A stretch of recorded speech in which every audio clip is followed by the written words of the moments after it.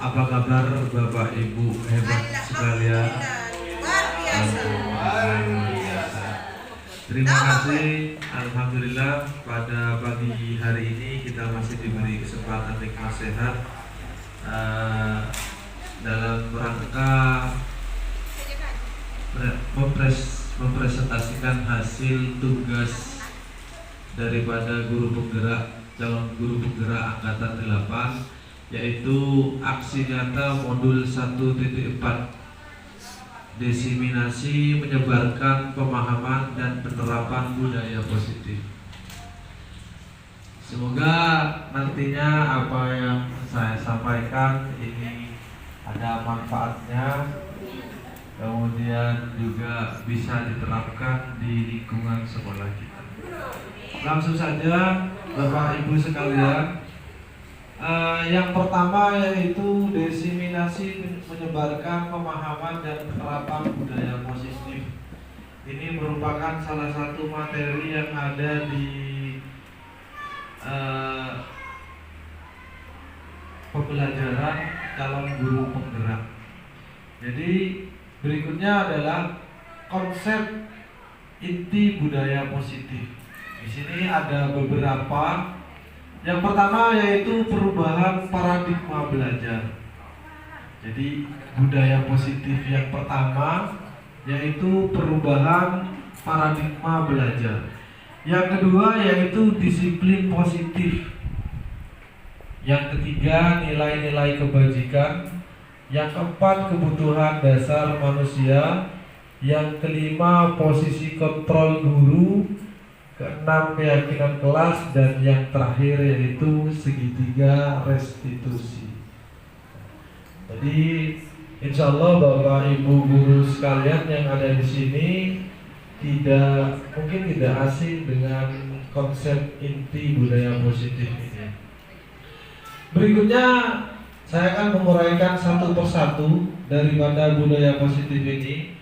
Yang pertama yaitu perubahan paradigma belajar. Jadi di kita, di guru penggerak, kalau biasanya kita berpusat pada guru, jadi perubahan paradigma belajarnya kita rubah, yaitu guru harus merubah pemikiran tentang pembelajaran. Yang sebelumnya guru yang menjadi pusat, sekarang pembelajaran itu harus berpusat pada murid sesuai dengan profil pelajar Pancasila. Itu yang pertama yaitu perubahan paradigma belajar. Jadi kita hanya berubah fokus. Yang awalnya kita yang jadi fokus, sekarang berikutnya kita balik. Kita fokus kepada pusatnya kepada siswa. Berikutnya yaitu budaya positif. Di sini disiplin positif ya. Disiplin yang pertama yaitu disiplin diri dapat membuat seseorang menggali potensi menuju kepada sebuah tujuan, sesuatu yang dihargai dan bermakna. Ini membuat menggali potensi kepada sebuah tujuan. Yang kedua, disiplin diri juga mempelajari bagaimana cara kita mengontrol diri dan bagaimana menguasai diri untuk memilih tindakan yang mengacu pada nilai-nilai yang dihargai. Ini masuk ke dalam disiplin positif. Dan yang terakhir yaitu sebagai pendidik, tujuan kita adalah menciptakan anak-anak yang disiplin. Tentunya kita mau semua siswa kita, semua peserta didik kita ini menjadi siswa-siswa yang disiplin, sehingga mereka bisa berperilaku dengan mengacu pada nilai-nilai kebajikan universal dan memiliki motivasi intrinsik ataupun ekstrinsik. Bukan ekstrinsik. Intrinsik itu motivasi yang ada pada diri anak atau murid. Itu disiplin positif. Yang ketiga yaitu nilai-nilai kebajikan. Ini banyak sekali ya nilai-nilai kebajikan. Nilai kebajikan merupakan payung besar dari setiap dari sikap dan perilaku kita atau fondasi kita berperilaku. Berikutnya, nilai kebajikan adalah sifat-sifat pasif manusia yang merupakan tujuan mulia yang ingin dicapai setiap individu. Nilai-nilai kebajikan itu banyak sekali. Di antaranya, ini merupakan contoh daripada nilai-nilai kebajikan. Ada peduli, ada rajin, integritas, menghormati, kemudian keberanian, kebahagiaan, tanggung jawab, sampai itu banyak sekali. Ada sampai keteguhan hati, sampai rendah hati, itu termasuk ke dalam nilai-nilai kebajikan. Nah, berikutnya Bapak Ibu, di sini ada sebuah kasus sedikit. Kira-kira kasus ini termasuk ke dalam nilai kebajikan yang mana? Yang pertama, Lia selalu membuang sampah pada tempatnya. Ini memiliki nilai kebajikan apa? Disiplin, kesadaran, kepedulian, apalagi membuang, mencintai lingkungan, boleh. Tanggung jawab. Nah, tanggung jawab kita sebagai siswa, ya salah satunya membuang sampah pada tempatnya. Kemudian yang kedua, Benny memakai helm saat berkendara. Ini nilai kebajikan yang muncul dari kalimat ini apa Bapak? Disiplin, kedisiplinan, patuh, cinta lagi. Cinta kepada siapa? Cinta menghargai diri sendiri. Itu masuk pada menghargai diri sendiri. Ya. Keselamatan bisa, keselamatan. Kemudian yang terakhir, yaitu Tina tidak pernah mencontek ketika ulangan. Nilai kebajikan yang muncul yaitu kejujuran, percaya diri, apa lagi? Cinta masuk? Tidak. Ya. Jadi Tina tidak pernah mencontek ketika ulangan. Ini lebih kepada kejujuran, kemudian percaya diri. Berikutnya Bapak Ibu, poin yang berikutnya adalah kebutuhan dasar manusia. Semua yang kita lakukan adalah usaha terbaik kita untuk mendapatkan apa yang kita inginkan. Ketika kita mendapatkan apa yang kita inginkan, sebetulnya saat itu kita sedang memenuhi salah satu atau lebih dari satu kebutuhan dasar manusia. Kebutuhan dasar manusia yaitu bertahan hidup. Dengan bertahan hidup ada penguasaan, ada kasih sayang dan rasa diterima. Kemudian ada kesenangan dan ada kebebasan. Itu kebutuhan dasar manusia. Berikutnya adalah poin yang berikutnya, posisi kontrol guru. Kita sebagai pendidik, Bapak Ibu ya. Di sini ada beberapa posisi kontrol. Yang pertama yaitu sebagai penghukum.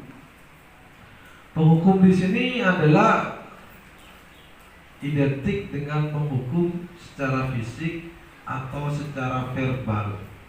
Kalau sekarang secara fisik sudah tidak diperkenankan atau tidak diperbolehkan.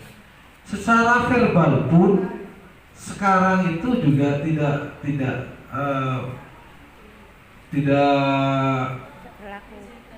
diizinkan. Artinya kita harus berhati-hati bagaimana cara memberi peringatan kepada siswa.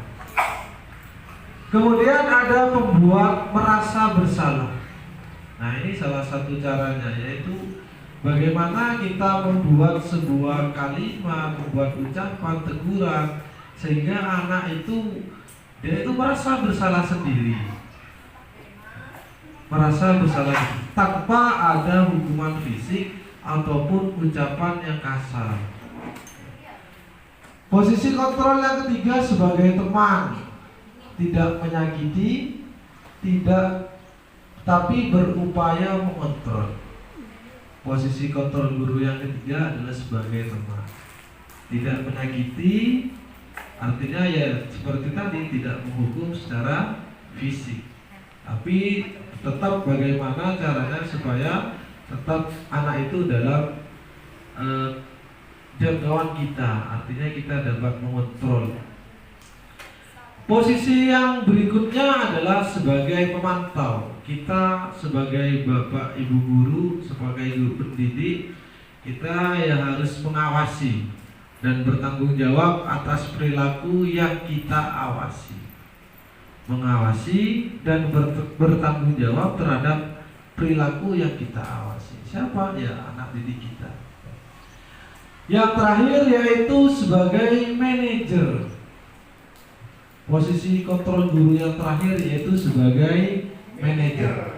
Posisi guru berbuat sesuatu bersama murid, mempersilakan murid mempertanggungjawabkan perilakunya, mendukung murid agar dapat menemukan solusi atas permasalahannya sendiri. Kita hanya memfasilitasi, ya kita bagaimana kita supaya murid itu merasa nyaman, tidak merasa dihukum, tidak merasa, pokoknya kita selalu perhatian terhadap siswa atau peserta didik kita. Poin berikutnya yaitu adalah keyakinan kelas. Di sini Bapak Ibu, kita terutama wali kelas, guru mapel, ini harus mempunyai keyakinan kelas. Keyakinan kelas di sini yaitu sesuatu yang diyakini bersama, yang berasal dari penyatuan pikiran untuk menjadi nilai kebaikan untuk diturunkan di kelas-kelas. Contohnya seperti misalkan tanggung jawab keyakinan kelas kita apa? Tanggung jawabnya apa? Salah satunya piket, kemudian mengerjakan tugas tepat waktu, kemudian ada keyakinan yang lain banyak, disiplin. Selain tanggung jawab masih banyak yang lain untuk keyakinan kelas. Berikutnya ada segitiga restitusi. Ini yang terakhir Bapak Ibu ya. Segitiga restitusi itu yang pertama menstabilkan identitas, yang kedua validasi tindakan yang salah, dan yang ketiga menyayangkan keyakinan. Ini kita diminta untuk misalkan ada anak-anak yang memiliki masalah, kita menyelesaikannya dengan cara segitiga restitusi ini. Yang pertama menstabilkan identitas, misalkan membuat pertanyaan, ada apa dengan kamu kok hari ini berubah? Kemudian menanyakan validasi tindakan yang salah, apa yang sudah kamu lakukan, kok bisa seperti ini? Dan yang terakhir menanyakan keyakinan.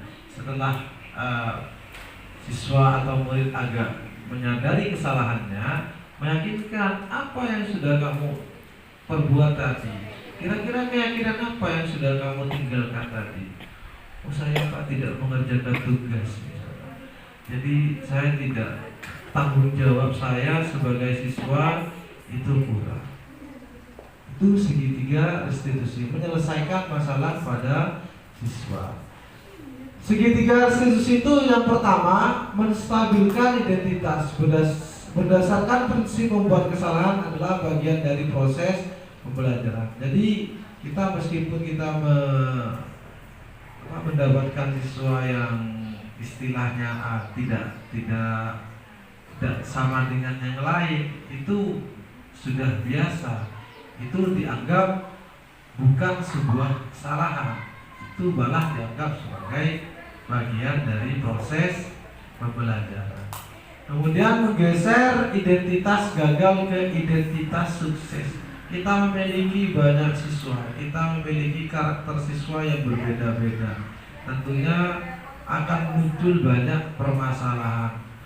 Yang kedua yaitu validasi tindakan yang salah. Seperti yang sudah saya bilang tadi, bahwasannya ketika kita sudah menstabilkan identitas, kita akan bergeser berdasarkan prinsip setiap perilaku yang memenuhi suatu kebutuhan tertentu. Guru akan bergeser dari pemikiran stimulus respon menjadi proaktif. Ketika anak tadi menyadari kesalahannya, ya kita langsung menunjukkan keyakinan kelasnya. Kira-kira apa yang sudah kalian tinggalkan, yang kalian perbuat dari tindakan yang salah itu? Pak, saya tidak, saya sering terlambat. Apa yang keyakinan kelasnya? Tidak disiplin. Jadi untuk menyelesaikan sebuah masalah, kita menggunakan segitiga restitusi. Jadi demikian Bapak Ibu terkait dengan diseminasi ataupun penerapan budaya positif yang sudah ada di materi calon guru penggerak, jadi pembelajaran guru penggerak. Berikutnya Bapak Ibu, mungkin ada yang mau ditanyakan atau sedikit pendapat, silahkan. Silakan. Ini ya berkaitan dengan posisi kontrol guru. Posisi kontrol guru itu kan diantaranya sebagai teman. Ya. Misalnya di sekolah kita itu kan otomatis mayoritas itu Pak untuk guru laki-laki dengan anak perempuan itu kalau kita anggap sebagai teman, apakah tidak timbul sesuatu yang negatif? Itu loh Bapak. Bagaimana Bapak mengatasi hal ini? Terima kasih.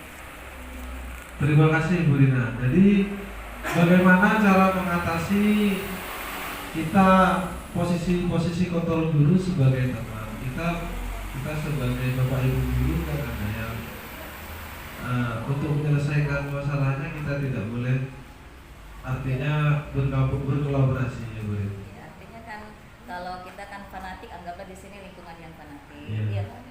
Jadi banyak cara untuk menyelesaikan masalah tersebut. Di antaranya kita di sekolah memiliki BK.